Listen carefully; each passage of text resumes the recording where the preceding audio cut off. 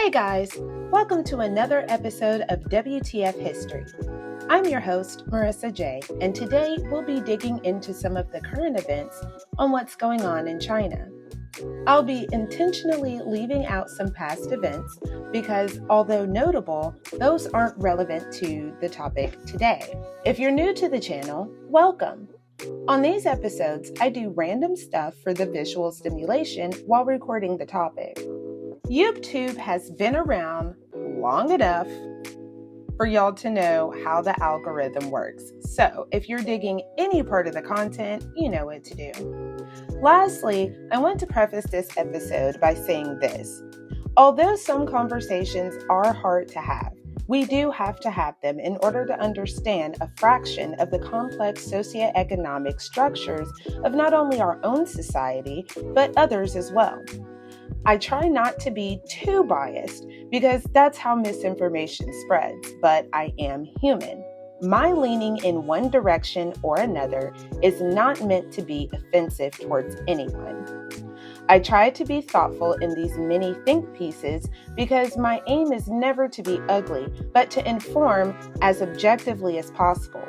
And I do believe I have accomplished that, which is why I've published this episode. So, if I happen to offend you in any way in this episode, previous episodes, or future episodes, please know from the absolute depths of my heart, I don't give a shit. Thumbs down the video if you have to, but I don't make content for sensitive people. My target audience are realists. So, if that makes you uncomfortable, I encourage you to look elsewhere for your video content needs. With that said, let's start the show.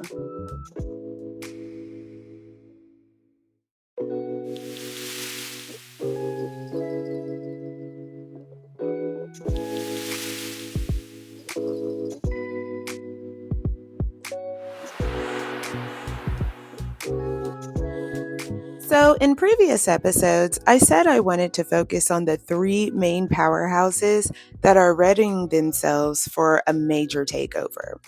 Those three powers are Russia, China, and India. But the deeper I dig into these topics, the more I uncover that goes way deeper than what we've been discussing. From the Western side looking in, it looks like China is doing some really sketchy shit. Now, this isn't going to be some ass-kissing I love China episode or some ass-hating I hate China episode. I don't know what their true intentions are, and I'll never claim to know. All I want to do is give the most unbiased opinion on the current events going on in China and connect them with history so that we can better understand said current events. One of the main concerns I had was hearing about the overwhelming involvement of Chinese government and businesses in Africa. The pipeline from Uganda to Tanzania that was blocked by the EU back in October really caught my attention. Why is China funding a pipeline through Africa? Then I looked deeper. The Chinese have been in Africa since the 70s. And in 1975, they had finished their first project of a railway in Tarazara. It was the largest foreign project that China had ever invested in at that point in time at $35 billion. It was also the longest railway line in Africa at 1,160 miles and is the only connection from East Africa to South Africa, from Dar es Salaam, Tanzania to Kapiri, Mposhi, Zambia. They both offer freight and passenger transportation services and are thriving today. That's the main part. They are thriving. All the time we see these giant superpower countries going over to second or third world countries, making all kinds of promises that they have no intention on keeping, soaking up the resources, and then once they've been bled dry, dipping the fuck out. But not here. After about the 11th major project that I looked into that was located in Africa but funded by China, I realized that that's not really what they're doing over there.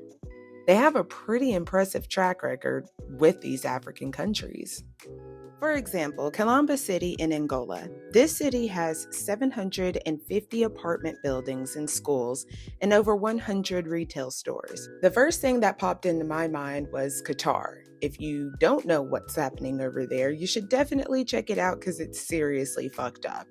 But I looked at some of these videos of people posting that live there now and watching interviews of people in the area.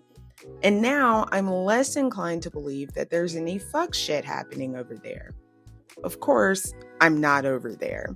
If anyone would like to finance a trip for me to go and see for myself, my Cash App is $MyBlackUnicorn.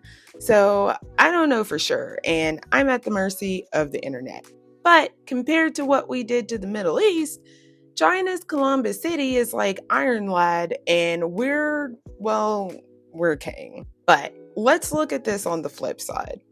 These awesome cities and railways aren't the only projects China has over in Africa.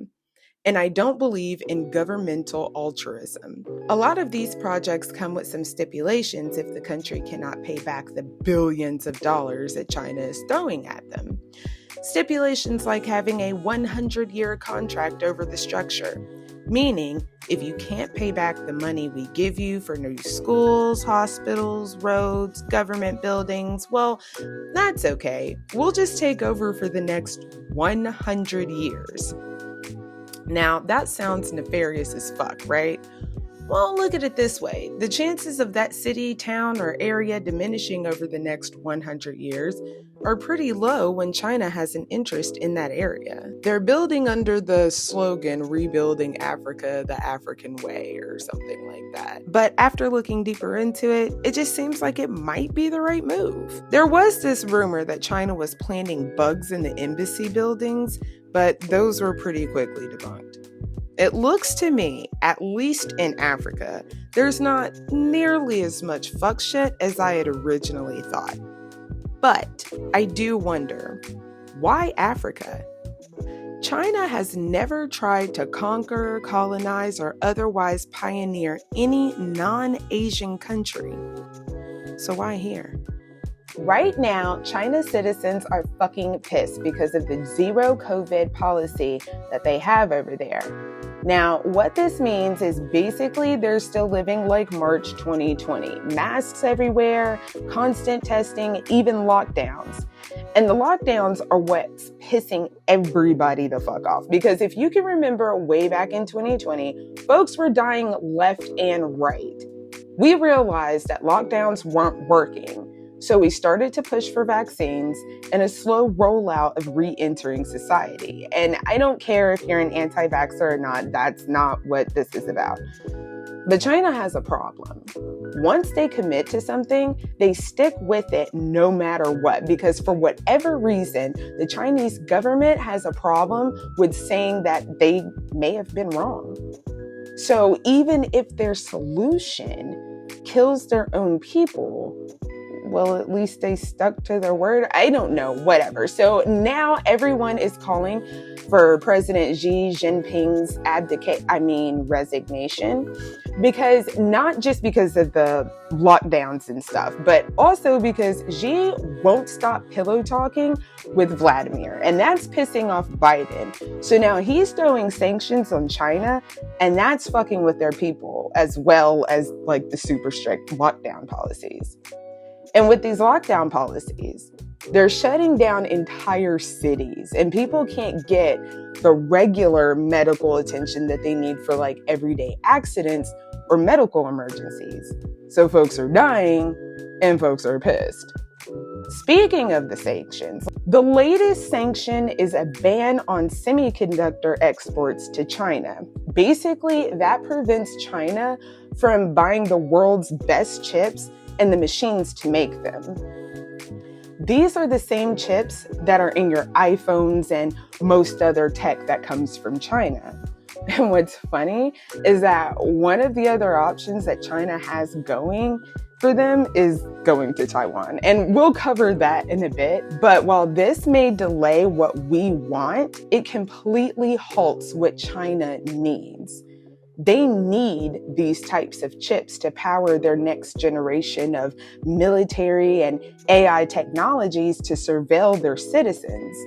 And if you know anything about the Chinese government, you know they love looking through people's shit.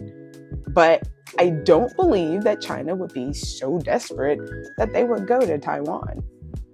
As I've mentioned before, China has never tried to take over any land that wasn't on the Asian continent.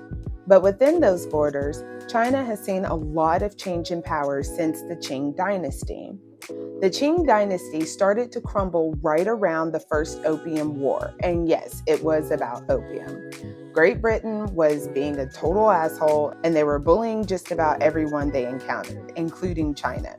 China did not want to start trading with the West because of their fuckery. There's some pretty interesting theories surrounding the idea that they didn't want to buy other humans that were kidnapped and thrown on a boat, but I can't find anything concrete on that. There's also a ton of info on how they only bought and sold in silver, and that threw off the way that Great Britain did shit. Anyway, the West wiggled their way in by means of opium. Now, the Chinese had already been introduced to opium by the African Muslims, but nobody at that time was using it like a drug to get high, at least not until Great Britain came along. And pretty soon, business was good all the way around, so Great Britain started to ramp up production. Before long, it was noticeable that a lot of people were becoming addicted to the drug, and that was seen as a threat to the dynasty.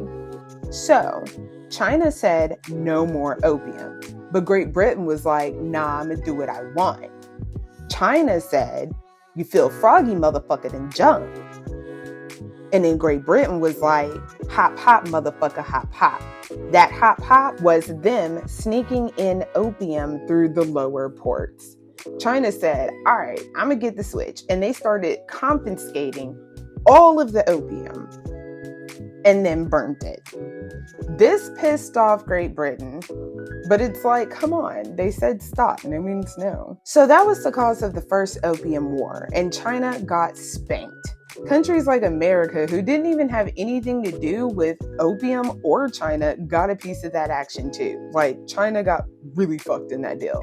They were forced to pay reparations to Great Britain for the illegal opium that they had burned, and they also had to give up Hong Kong to Great Britain. Hong Kong only got to be Chinese again back in 97.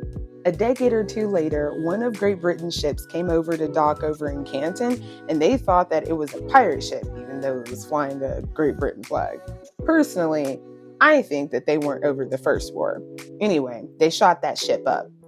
So, there was a ton of back and forth, but that turned into the Second Opium War. It really wasn't over opium, it was just like the extra fallout over what happened in the first one. Kind of like how World War II was, but Germany was on some Great Britain shit like times a billion. So then came the Sino-Japanese War, which like Japan was on one, guys. For like the absolute longest, Japan was running a whole ass muck, but I can't even get into that. So China got spanked again. And at this point, the people were sick of the dynasty. Actually, I think at this point, PU was the emperor and he was like a 2-year-old baby. I don't know why, but there wasn't like a council or anything. So it just went to hell in a handbasket. Anyway, proxy wars broke out all over China. And while there's a ton of players in this time period, we're just going to focus on 3. The revolutionary Sun Yat-sen, his protege Chiang Kai-shek, and the infamous communist revolutionary Mao Zedong. Sun was an exiled revolutionary who preached 3 main principles: nationalism, democracy, and livelihood. He was able to round up enough people to stomp some shit out, but when it came time for him to take over, he didn't. Instead, he allowed this general to take over, but mainly because it was the smartest move at the time. Dude had like all the armies and shit. By the time that was noticeably going to shit, Sun had died and so did his principles. The Kuomintang, which was later taken over by the former Communist Party, was now being ran by Chiang Kai-shek, a student of Sun Yat-sen. Fast forward a bit, Russia takes an interest in this pro-communist country and developed the Comintern with them. Comintern meaning Communist International, but that was bungled, and I think the Bolsheviks had a lot to do with it. Like, they had a bunch of college students come over and try to be diplomatic, calling themselves the 28 Bolsheviks. Anyway, the Kuomintang kept fucking shit up, and more proxy wars broke out. Every province was ruled by one warlord or another until Mao Zedong. Say what you want about the man, but we're not talking about what happened afterwards. But at this point in time, Mao was a savior. China had tried this broken democracy, and that's not a criticism, that's an observation. Sun had died, and nobody was there to reinforce his three policies. China needed to reunify, and quickly. They fought the Japanese in World War II, but that was more of a band together or die together type of thing. They really couldn't defend themselves from outside forces as well as they could if they were unified. So Mao saw this opportunity and took it. He and his men pushed back the Kuomintang and Chiang Kai-shek to retreat all the way to the island of Taiwan. Now, tiny backstory about Taiwan. Tons of people already lived there, okay? They had their own language, their own culture, currency, everything. But so did the rest of the individual provinces in China. Like I said, every province was ran by somebody else. I think a lot of people see Taiwan as something different because it's detached. But just like America claims Hawaii, a place that has its own culture and people and things, we still claim it and assimilate the people. But what's different was that Chiang Kai-shek was a war criminal that put the entire country in turmoil. When he fled to Taiwan, he claimed that land for China and mainland China as well. Think of it this way. If during the Civil War, General Lee decided, and we're suspending reality here, and just saying that Hawaii was already part of America. At this point in time, during the Civil War, no, Hawaii was not a part of America. But we're suspending reality here, okay? Let's just say he says, hey, I'm gonna go down here to this Florida place. And even though there's people already here, I'm gonna call this place America. And that mainland over there, that's America too. And I'm the president of all of this shit. Okay, so that's where the whole China-Taiwan debate comes from. And now Chiang Kai-shek's great-grandson, Chiang Wan-an, has just been elected the youngest mayor of Taipei, the capital of Taiwan. But this is also part of the story of why China hates not only America so much, but the Western world too. The West wasn't just indifferent to China. They were downright ruthless. With these new sanctions on China, this may actually force China to look elsewhere for not only the tangible products that they need, like the chips, but also for proprietary information they were getting from us. Now, on the surface, that may look like a good thing for the American economy because we do have options. I mean, China was the best one, but not the only one. And the same is true in reverse. We were probably China's best option, but they do have others. Like, I don't know, Russia, India, and let's not forget, they have the entire continent of Africa in their back pockets. Think about it. China is building everything all over Africa. What does Africa have? All of the shit that you need to make the chips. But anyway, sorry, let's get back on track. So a lot of what could happen has a lot to do with the actions of the Chinese people and the Chinese government. Please don't confuse the two. And the reactions of one or both groups towards the other. But none of this could matter in 6 months' time if the pressure continues to mount for President Xi Jinping. He could be overthrown or resign. He could be assassinated, or he could find some sort of loophole that'll allow him to publicly step down but privately still hold power. Or shit, he could tighten the belt and heighten security, surveillance, police presence on the streets. Or hell, even if they do manage to get him out, will the next one be even better or worse? Would he actually fight for China? Or would China become another banana republic? I suppose time will tell. But that's it for me, you guys. Do what you do, like it, share it, hate it. I don't care.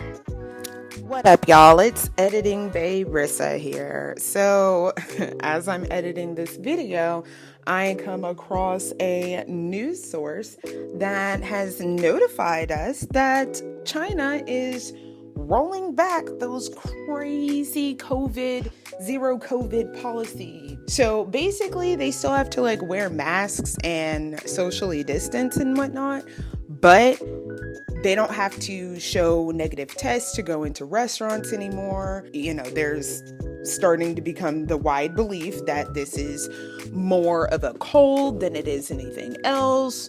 And they're loosening up the travel restrictions too. So it seems as though these protests are really doing something. They're really